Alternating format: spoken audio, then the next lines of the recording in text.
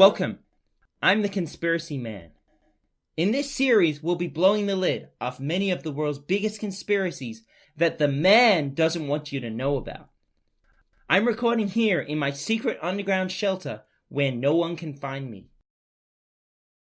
This week, we'll be looking at an evil plot to cripple the ecological security and biodiversity of many countries throughout the world. Feral invasive species have done a lot of damage to countries around the globe. For example, carp in North America, grey squirrels displacing native red squirrels in Britain, cane toads in Australia, feral dogs and cats killing native animals around the globe, kudzu in the south, and spreading from the southern US border, we see populations of killer bees and Mexicans causing trouble.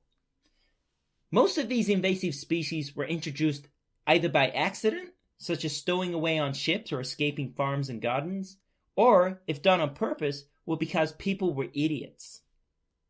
But what about invasive species introduced by a foreign power deliberately to weaken an enemy? It's like the old idea of catapulting infected corpses over the walls of besieged castles. These introduced species can destroy the local environment, decimate populations of native wildlife, and lower the productivity of agricultural land. And one country is plotting this exact scheme. Who is it, you say? China? No. Russia? No. North Korea? No. Guinea-Bissau? No. It's Australia, Uncle Sam's supposed staunch ally. Their plan is to spread koalas through America and other selected countries and let them go feral and cause environmental damage. Yes, koalas. There are reasons why koalas haven't already taken root in other countries. For one, their diet consists of eucalyptus tree leaves. That's all they eat.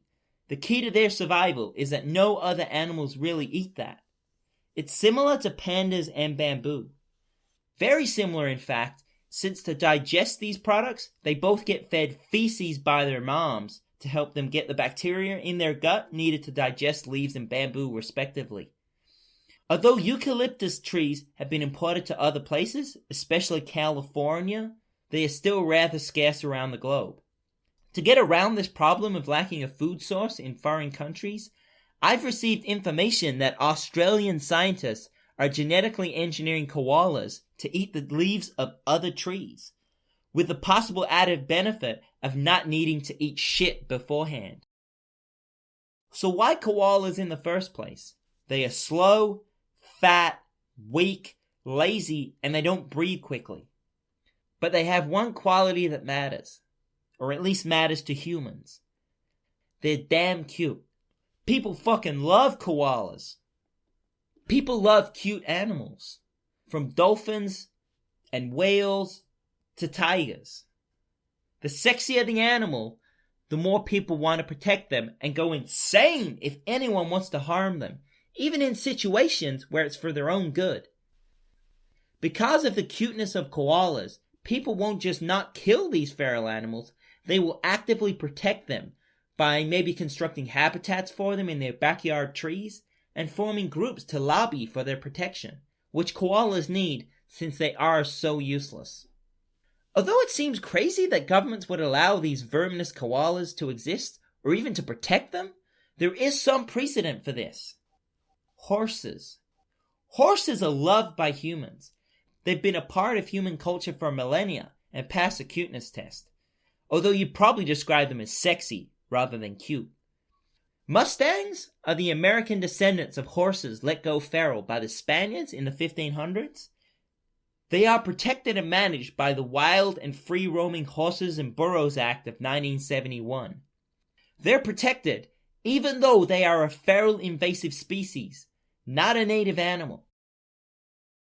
Heck, even in Australia people love feral horses. They call them brumbies. They cause damage to the environment and denigrate pastures.